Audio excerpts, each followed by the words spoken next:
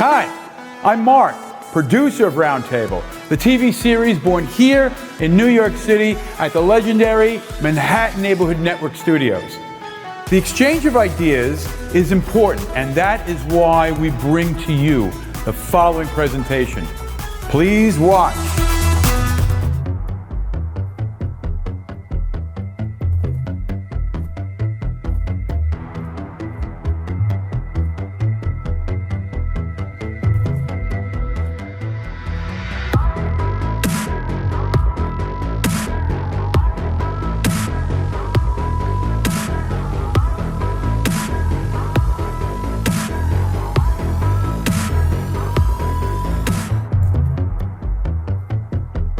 Single Shot Show, which is an internet program that he interviews various photographers, very talented photographers, vintage photographers, and experimental photographers that use experimental work in their photography. So what I want to do right now is just introduce everybody so you know which artist belongs to which work. So let me start out with Chris, your closest. So come on over here for a minute. So this is Chris Lord, and so his work, I'm going to point these two images on the far, one on the far right, one on the far left. He does very, very colorful landscapes. He doesn't even shoot people. He loves landscapes. So that's Chris's work. Let's give him a little hand for his work. Any questions, feel free to do that afterwards. I'd appreciate it if you have any questions, just feel free to talk. Thank you, Chris. But something that's eye-catching and just a little bit different, and it puts me in a slightly different category than the run-of-the-mill everybody else. Well, everybody else is taking beautiful photographs. They are just photographs. I want something that's just a little different. Unique. So unique, yes. So I'll mess with those pictures. I don't have any qualms about distorting pixels. I'll stretch photographs. I will bend them, crop them, add textures to them, accentuate the details beyond any normal sense of. Well, a purist would slap me for doing what I do to pictures. But it's fun, and I obviously a lot of people like it. I have quite a lot of followers on Instagram and on Google, and my pictures do sell, so it works. The Vox Populi definitely given them a vote yes. That's I've seen with my own eyes. So purely aesthetical reasons, so there is something besides just aesthetics, just making something different and beautiful. Yes, that's the bottom line. It's just something that's, I want something that's really pretty or beautiful, that stands out, that is worthy of somebody's living room wall or their bedroom wall or something that just could have been painted perhaps. But it's out of my imagination more than it's just reality what I saw. So I always have to play with everything. There's very few pictures that I will leave alone. I might just add some birds to a corner of the picture or a cloud or something, but there's always going to be something. It's never straight out of the camera shot with me. It's messed with in some way. I keep a huge folder of clouds.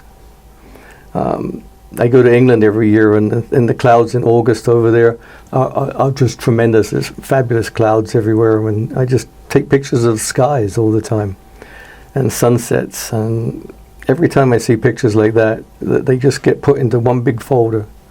And I keep that on one monitor in Bridge up above where I'm working, and I can just pull a cloud down into the picture I'm working on at any time. So I'll just go through those hundreds of a couple of thousand at this point clouds, and pick the one I think will just work, and drag it down and then blend it in, erase a little bit, maybe mask it out, put it just where I need it. The results are quite masterful. And sometimes I'll add 2 or 3. and layer them and blend them together, and you can get some marvelous effects like A that. small symphony of clouds. Yes. Yeah, so beautiful and internally clarifying. What about weird? Because a lot of what's happening with modern art in general and visual art specifically, apart from photography, not really looking into the direction of making something beautiful or creating harmony, actually creating, in a way, dissonance, as long as it's as weird. Art, come up. So Art has, Art's work of these wonderful photographs here. These vintage, these two here, and there are two others over here, right here. And so he does this amazing work. So this is Art. Yes. When you take a good look at his work, you can see how really truly beautiful it is and how he really takes a lot of time setting up his photographs, and his work is just so beautiful. I'm just so happy to have him also in the show. I'm here with Art Tolanov, who has this wonderful work in the exhibition. And what I really want to ask him right now is, what is his best advice for young photographers coming up today? And you look into the camera when you tell them. Work in any medium. Don't be afraid of technology, because future is afterwards. And don't forget what was done before by manual work, and do what your heart take you to. Don't try to pay bills with your work, because sometimes it doesn't work this way. But do what you believe. For success. For satisfaction. Satisfaction, exactly. So satisfaction is more important than success. Yeah, this is what makes you happy. This is what gives you content, and this is what help you to live good life, full life. Well, I appreciate you being in the show so much. So, who else? Okay, Michael. So Michael's it has that image that's in between those other two, and this is Michael Colavito, and he does a lot of experimental work with photography and his own art, and everything is, he's also a film photographer, so a lot of the photographers in here have shot with film, which, as you know, is like a dying art. It's like a lot of people appreciate it. So, thank you. Thank you. If there's anything, The advice I could give is to really care about something and really want to say something when you go to make a composition. Don't just snap shoot, don't just shoot hundreds of shots hoping that you'll find something. Really care. To inspire the person next to you means first that you have to be inspired yourself by something. You need to have something to say. If you have something to say and you're passionate about something, whether it's your friend or an event, whatever it may be, it's going to come across in your work. So I would say that inspiration for you first is really the #1 key to creating art or any image that really matters. that's wonderful. That's great advice. Thank you so much. I'm sure a lot of photographers would appreciate that. Liliana. And, okay, Liliana, come up. I just want to introduce you to Liliana. She did these beautiful pictures right here, rooftop, and this image, and it's from a series. We're interviewing people so you could hear more about the whole, her series, but it's a rooftop series, and some of her work is in the Brooklyn Museum of Art, right? In fact, everybody in this show is in some museum somewhere. So let's give her a great hand. Very creative time for the East Village. I mean, there were galleries, there were music, there were poetry readings, there was all kinds of activity, so it was very exciting being there. But then I also would see these odd-looking people dressed in, leather and tattoos and body metal and mohawks, and I didn't know who they were or what they were about. So I just wanted to find out about them. I became curious, and anthropology is was my major in college. So I'm very interested in cultures, and so I decided to start, photographing them and asking them if I could photograph them. And so I started approaching them on the street, and that was very daunting because they're kind of scary looking. I mean, I hadn't lived in New York for about 10 years. I had lived in Chicago and in Omaha and Texas. So I wasn't familiar with the whole scene anymore. And so they looked scary, but when I started talking to them, they became very open to me. And I found out that they were musicians, many of them. So I started hanging around in the clubs and photographing them in the clubs and on the street. And one day in one of the clubs, I met Eric, who didn't want me to photograph him there because it was the Pyramid Club. And he said, "This isn't my hangout. If you want to photograph me, come to where I live." And so that's how I got introduced to to their squats. And they kind of welcomed me after a point. I was persistent enough. I hung out, and they became, friendly and invited me. And I would, take them out for lunch sometimes or coffee. I invited them to my house. So I became like a friend, and they felt comfortable talking to me, and they opened up. I mean, it's what every photographer dreams of, that you become invisible when you're there, that you're not noticed, so that you can keep photographing. Humanitarian with a camera. So this is Ocean Morissette, and he did this beautiful picture of this little girl. He also did this little girl in Haiti, standing on the bread line, and her eyes are quite amazing if you take a good look at it. It's like a real contrast, between children here. So, Ocean, thank you very much for being a part of the show.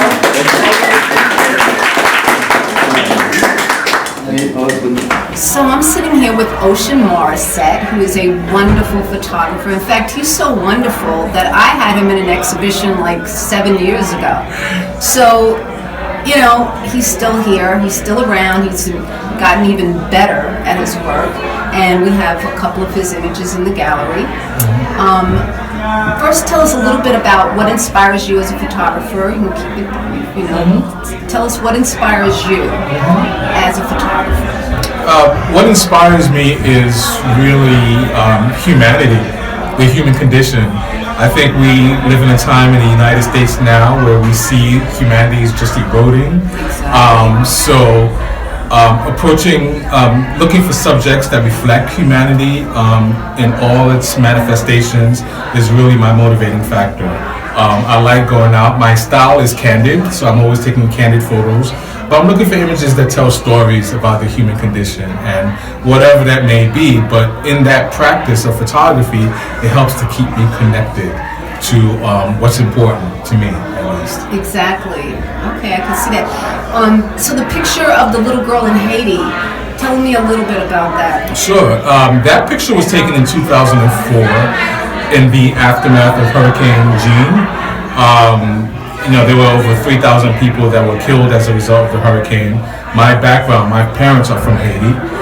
So I was particularly moved by what happened, and I wanted to help out in some way.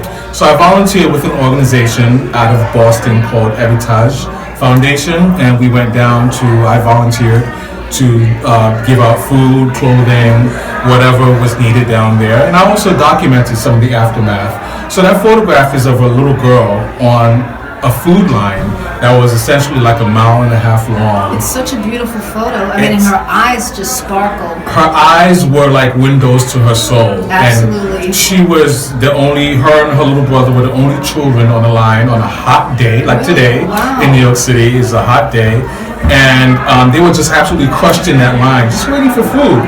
So things that we take for granted were a matter of life and death for some people. Exactly. That must have been quite emotional for you to be photographing under those circumstances, especially since it's your homeland. Yeah, it was. So, what's your next project? I'm actually working on a couple of books of my work. I shoot in many different series, so I figured I want to start publishing books because I like to see my photographs as prints in print form, and the medium of a book always appealed to me for photography. Absolutely. I think that's just such a natural medium for photographs. So that's what I'm kind of working on now, besides exhibiting my work and obviously shooting every day. So the last question I want to ask you is, and look into the camera when you answer this, my question is, what is your best advice for newcomers into the field of photography? Think, Okay. serious, young people who are starting out like you once started out, Sure. and they have, they don't know what to do. Sure. My best advice for newcomers into the photography field is, first and foremost, be true to who you are. Don't try to copy another photographer. Use your own voice. We all are unique in that way. We all have something special and unique to say. Use your own voice and channel what's inside of you and create good art with it. There's one photographer, Eduardo, where's Eduardo? So this is Eduardo Duarte. He's a wonderful photographer. He's been almost every place in the world, so I'm a bit jealous of that. But moving on with that, he did these 3 images on the side here. So the first one, the one on the top is from... It's in Tunisia. In Tunisia, and the second one is Ethiopia, and the third one Mali. is Mali. And that's a picture of the shoes. It's such a wonderful picture of those shoes because it represents so much. Struggle, walking, hard life. Plastic shoes. It's all plastic shoes. So again, we're very happy to have Eduardo in the exhibition. Thank you. So everybody, we left one of the best for last. Hank is Our favorite artist. he's a wonderful photographer. He did this beautiful picture right here. And this woman right now is about 75 years old. Closer to 70. 70. She was a singer, and so it is definitely a vintage photograph. And all of these vintage photographs are shot on silver gelatin, printed on silver gelatin, which makes it a more expensive print. But some of the photographers have reproductions available for a lower price. So if you're interested in that, let us know. And this is Alex, Single Shot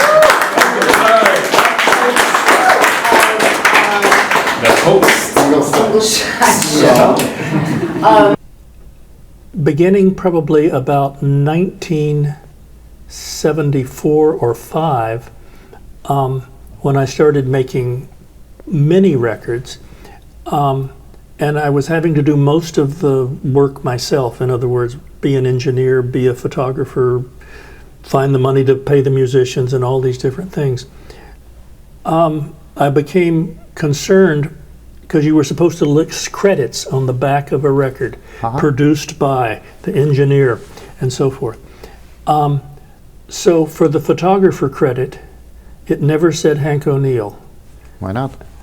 Because I didn't want my name to appear too many times. It appeared once, and that was enough. So for the photography credit, if I took the pictures, it said Rollo Flex. That was my name. And if you go into Google today and you put in Rollo Flex, which is a totally just made up silly name from the camera, there are a whole bunch of hits because the people who list old records put in all the details and all this, and you can get a whole list on Google of the record covers or the pictures on records that were taken by Rollo Flex. Oh, so you manufactured a completely fictional photographer. So, exactly. This is really cool. And so, I like that camera very, very much. And finally, as I said, my first Rolleiflex had been given to me by Bert Stern. Huh? Bert had about 9 or 10. He had a silver case that had 8 or 9 2/8 rollies in it. And so I kept that. I used it for a long, long time. And then in the, I don't remember exactly when it happened, sometime in the 80s, but Rolleiflex made another camera that was an electronic one. Electronic insofar that it had a meter that had a little green. Also, I'm one of the photographers of single shots, so some of my work is up here, like the little girl, the 2 little girls, Easter Sunday, and the one in the far back, which is a manipulated image, the one that's on the wall back there, and one more that's over here. So I'm also very happy to be a part of the single shot family. And this is Alex, so he'll tell you a little bit more about, his experience, interviewing the photographers, and he's going to introduce Hank for us. Hey guys, first of all I wanted to start with thanking X Gallery and Lisa personally for the massive amount of work that went into putting all this together.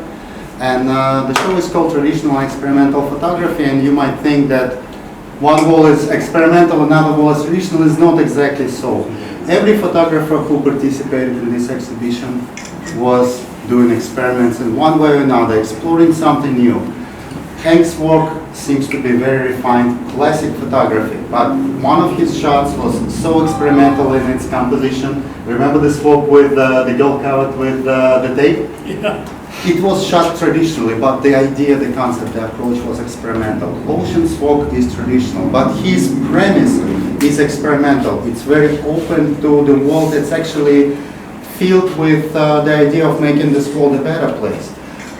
The works of Michael Talavera look so experimental, but he's using very traditional techniques in order to achieve it. He actually is not modifying his shots after they shot. Not a lot of people realize it. My work is very experimental, but it's all rooted in traditional painting and in what surrealistic painters gave to me. We all standing on the shoulders of somebody who experimented. We all experimented, and that's the most beautiful part of it. And thank you all. Thank you all for coming. Thank you everybody for creating all these beautiful works and for participating, putting your input, your soul, your love for photography, art, and for this world. And enjoy. Thank you, guys.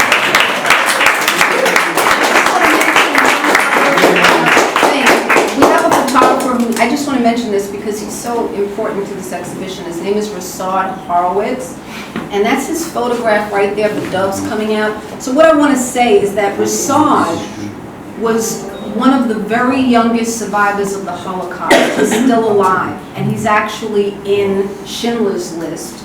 He's in the last scene when there were some survivors, and he's walking with the little boy who portrayed him. So you can imagine like what he's gone through, and like to produce such wonderful, beautiful work, and it's like surreal. So I'm sure that experience being in a concentration camp for his young life affected his artistic endeavors, I'm sure. So I just wanted to mention him because he's not here today. It was a little too hot for him to come out, but we are very happy to have him in the show. Indeed. So all the photographers just come up here for a minute so we can take a picture or something. If anybody has their cell phone, take a picture and send it to us. Some really historical pictures. You need to make any shot Is of everybody? Okay, I don't know if anybody can get a little closer. Please send it to me. Mike, great. So, I'm sitting here right now with Alex A.G., who is the host for Single Shot, the Single Shot show that is produced at Manhattan Neighborhood Network. And so, with his wonderful help, we created this beautiful exhibition with these vintage photographers and with traditional and experimental photography. So what I really want to ask Alex to begin with is, we also have Alex's work in the exhibition as well. And so I want to ask you, what inspires you to do the work that you do? Well, first of all, it's a very interesting situation for me. Usually I'm on the other side of the table, I'm interviewing people, so it's unusual for me to talk about my work, and if I need to underline the main premise, it's basically questioning the reality in photography. What we know as photography today is based on the idea that whatever the camera sees have to be on the picture. Right now, with all the modern tools and all the wealth of knowledge and information that we acquired from development of visual art in general, painting mainly, we can move to the next stage, basically create a new media based on traditional photography, the photography that create images that never existed in the world. And that's what I'm trying to do, to tell the story that is not reality, but something that coming from my mind, something coming from my experience, basically tell the fictional stories.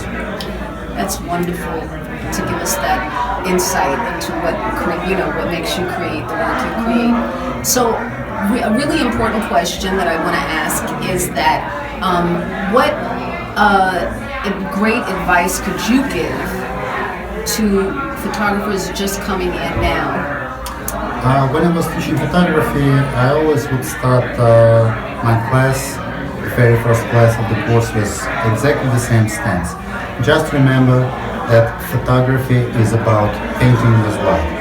Once you would get feeling of this idea in your soul, mind and hands, everything else is just tools, everything else you can actually learn by yourself if you need to. But that is the most important thing. He knows. If it was not for John, this exhibition would not be happening. John donated this space. This is a real estate agency in the back, so he donated this space to us so that we can put art in Harlem and let people. So let's give him. All right.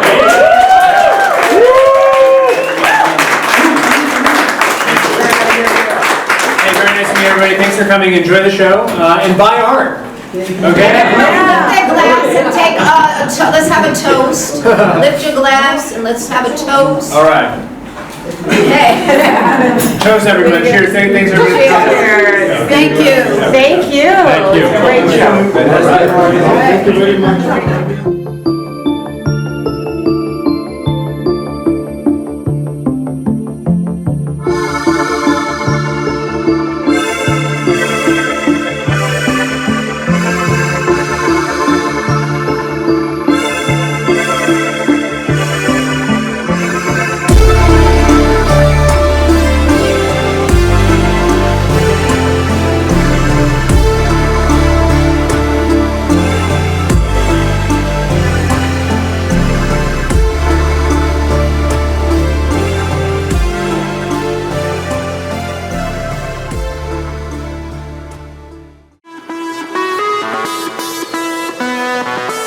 I hope you found that worth watching as much as I did. I'm Mark for Roundtable. Thanks for watching. See you next week.